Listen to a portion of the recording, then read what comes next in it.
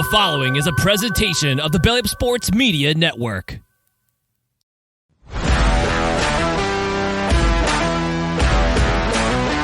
Fellas, let's hop into this co-main event.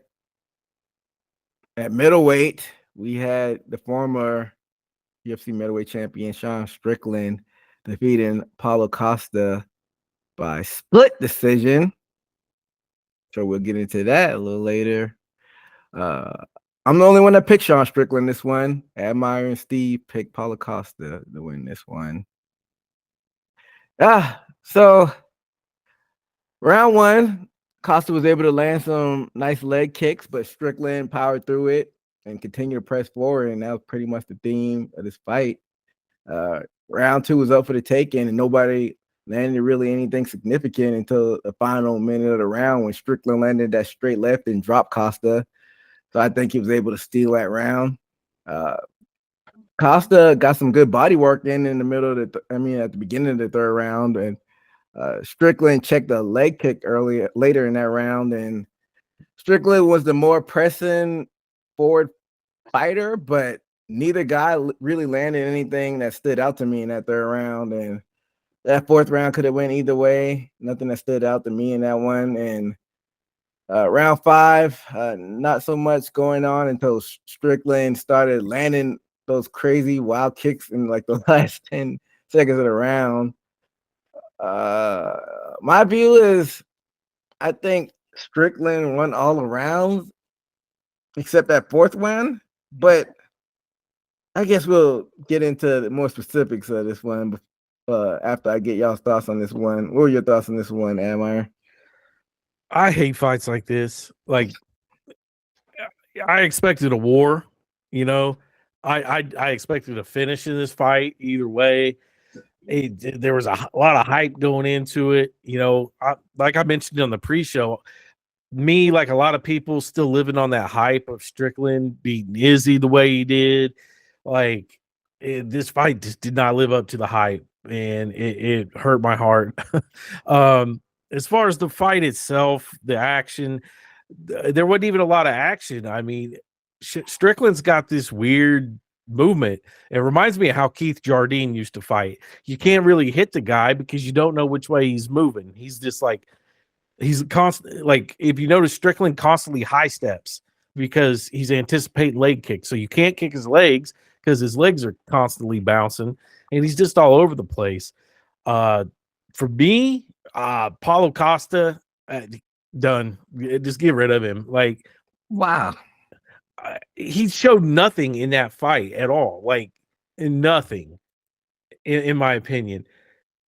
The Paulo Costa that we seen the other night couldn't beat anybody in the top 15. Like, he didn't look like he wanted to fight. You know, he talked a bunch of shit coming into this. We've seen him in wars before, and I don't know if his losses on his record scare him now, but he just doesn't even seem like he wants to be there. He knew, well, I can't say that. We knew he was down. His corner was telling him he was up. You know, I think it was between the second and third round, his corner said we're up 2 rounds. Like, maybe he's around the wrong people, but it wasn't a good fight, especially on his part. Wow. Before I get into your thoughts, Steve, I disagree with that. I feel like even though it's points of the fight where he definitely could have put his foot on the gas, he's facing the number 1 ranked guy, and it was still a split decision. Even I don't agree with that decision. I think it should have been unanimous, but I think he may smoke like anyone else in the top 15 besides like a Sean Strickland or like a Izzy. It's just a bad matchup for him. Like I said, I told y'all ring rust may come in factor. Maybe he's finally getting in his groove, but I don't think he should be out of the company. Like, it was just a bad matchup for him. And Sean Strickland has that awkward style. We'll get into that a little bit later, but I think you kind of overreacted to him needing to be out of the company. Yeah, I mean, probably I am, but it just it didn't show me anything. Like, you're talking about you want to be the champion and stuff. Like, do you know what DDP would have done to that dude? That version of Paulo Costa? DDP would have wrecked him. The Paulo Costa that I remember is the guy that went to war with Yoel Romero, Uriah Hall, Luke Rockhold, even, he put up a good fight against Izzy, No, Izzy kind of ran through him, but his last fight, he didn't look bad at all. So I think it might have been a bad matchup. Top 15, definitely top 115 through 10. I think he would smoke.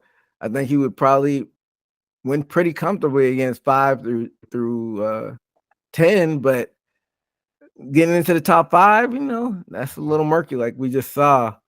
But UFC holds on to these fighters where they're not even fighting ranked people. So he definitely smoked an unranked person.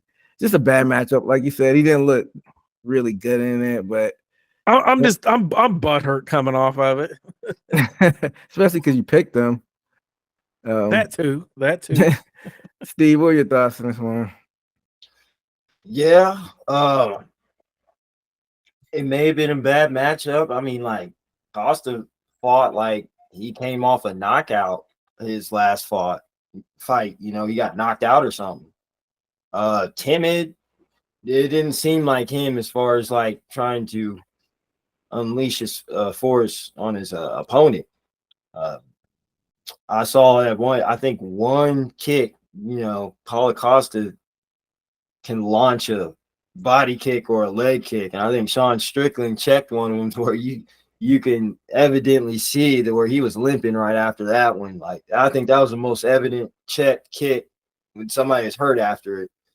And I took him a while to limp that one off. And but for Sean Strickland, yeah, it was a good win. I think that's what I'm just going to expect from him from now on. I'm not any but decision or maybe catch somebody in TKO because we yet to see a dominant win, just straight up just go through your opponent. I think we're just going to see Strickland as a strong fighter that you have to keep up with endurance wise. We're just talking about another fighter. We had KO champions that can submit. I guess Strickland is just going to be that for the long road type of fighter, and I think that's what he is. I hope for him to knock somebody out or prove this mad maniac mindset, and I haven't seen it yet. But good win for him though. And let's expound on that a little bit more. So we've seen a big enough sample size. Sean Strickland talks a big game about how he's going to kill somebody and catch a body in a cage, and we still haven't seen it up to this date. So at this point, can we just say that he is what he is? We're going to get a nice, technically sound fight for him. We're not going to see any type of violence or aggression in there. And he's just going to tell his fan base that and then not do that in the cage. What do you think, Admire?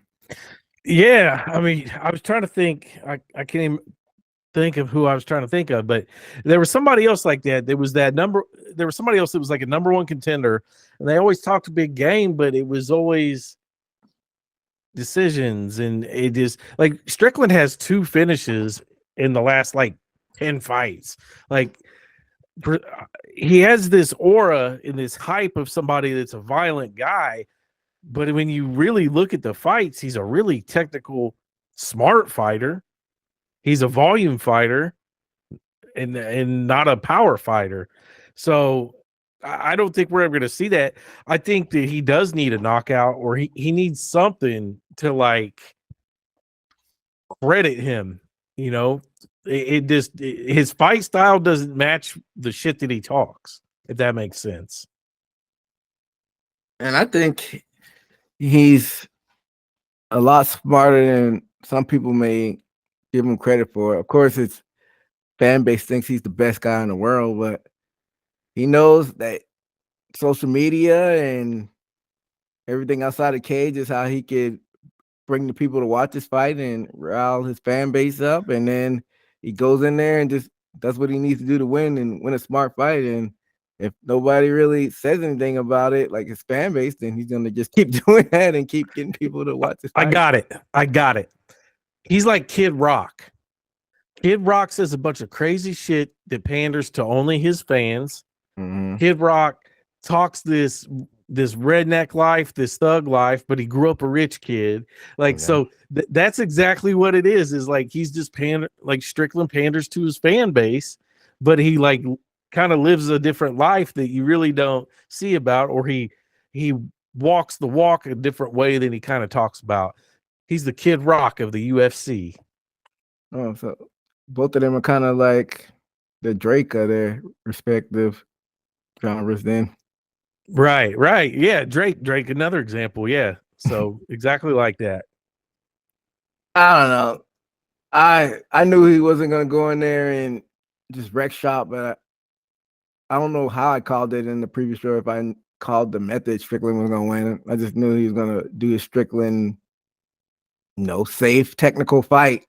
And I don't know. I feel like if it was any other fighter, everybody would be trashing a fighter that went in there and did this. Like if it was like a Max Holloway or a Usman or a guy we'll talk about later, if it was a Poirier that went in there and talked this big game and did boring decisions, I feel like they would be getting ripped by fans. But he's been able to create his niche, and I guess if it keeps working for him, then why stray away from that if you're gonna keep winning?